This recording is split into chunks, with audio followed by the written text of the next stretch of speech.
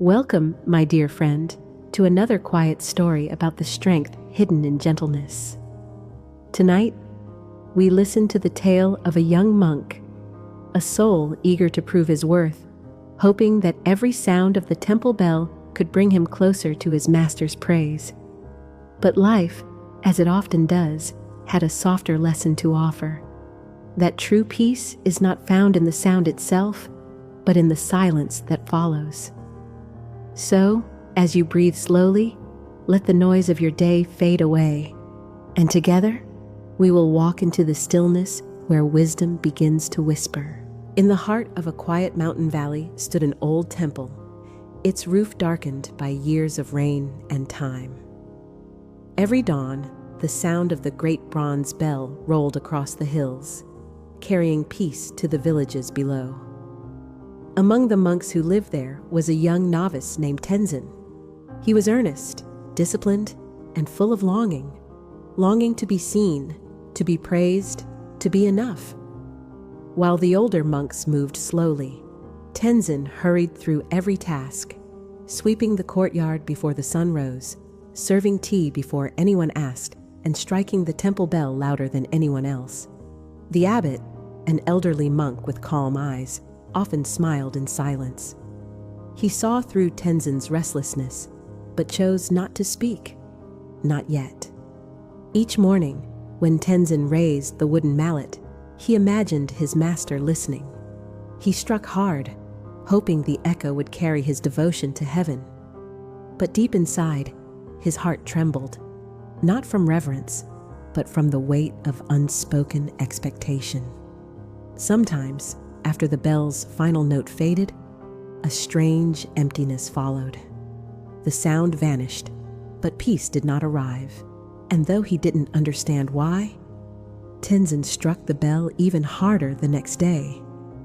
He believed strength meant effort, and that peace must be earned. The bell, ordinary, silent, heavy, would one day reveal otherwise. One morning, mist covered the valley like a soft veil. The air was heavy with dew, and even the birds seemed to whisper rather than sing. Tenzin stepped toward the great bronze bell. He felt the cold handle of the wooden mallet in his hands, solid, comforting, yet full of pressure. His heart beat fast. Today, the abbot stood nearby, watching. This was his chance, to be recognized, to be worthy. He swung with all his might. Clang! The sound burst into the still air, rolling like thunder down the slopes. Leaves trembled. A dog barked somewhere in the distance. But when the echo faded, the abbot didn't smile. Instead, he looked at the young monk and asked gently, "Tenzin, did you hear the bell?" Tenzin bowed quickly. "Yes, master, loud and clear." The old monk shook his head. "You heard the sound," he said softly, "but you did not hear the silence." The words struck deeper than the mallet ever could. Silence. What did he mean? Tenzin's hands trembled. The bell was still vibrating slightly, its resonance fading into a stillness so profound that even the wind seemed to stop breathing. In that silence, Tenzin suddenly felt everything. The ache in his arms, the racing of his heart, the longing, the fear, and beneath it all, a quiet voice he had never noticed before. It said nothing, but it was alive. And for the first time, the young monk truly heard. That morning, Tenzin didn't strike the bell again. He stood still beside it, watching the faint mist rise from the temple roof. The abbot had already walked away, but his words lingered in the air, echoing more softly than any bell. "You heard the sound, but not the silence." For days afterward, Tenzin felt unsure. When he swept the yard, he noticed the sound of the broom brushing against the earth. When he poured tea, he heard the quiet hiss of steam. There was sound, but behind it, something vaster, deeper, a stillness that wrapped around everything. One evening, he went to the bell alone. The sunset dyed the courtyard in shades of gold and rose. He lifted the mallet, slowly this time. His breath matched the rhythm of the world around him. No need to prove anything, no one to impress. He simply breathed. The mallet touched the bell lightly. The sound was gentle, almost shy, yet it spread through the valley like a sigh of relief. And when it faded, there was no emptiness this time, only peace. Tenzin smiled, not because the bell was beautiful, but because he finally understood.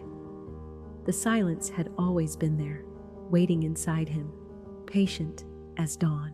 Days turned into weeks, and the rhythm of the temple returned to its gentle flow. Every morning, the bell rang again, not loud, not proud, just clear. The villagers said it sounded different now, as if the mountain itself had learned to breathe. Tenzin no longer hurried through his chores. He walked with unshaken calm, each step touching the earth like a silent bow. Sometimes the abbot watched him from afar, smiling quietly, for he knew the lesson had taken root. One morning, as dawn brushed the sky with silver, the abbot asked softly, "Tenzin, what do you hear when the bell rings now?" The young monk folded his hands, listened deeply, and replied, "I hear everything, Master. The sound, the silence, and the heart between them." The abbot closed his eyes, and the valley seemed to glow with a quiet joy. The bell rang once more, its note fading into a silence so alive it could only be called peace. My dear listener, perhaps the bell in today's story has also echoed somewhere within you. Sometimes we chase recognition, approval, or perfection, but forget the silence that already holds everything we need. May you find that same stillness in your daily life, in the sound of rain, the hum of the city, or the beating of your own heart. For peace does not arrive when the noise stops. It begins when we listen deeply. Thank you for walking with me through this quiet tale.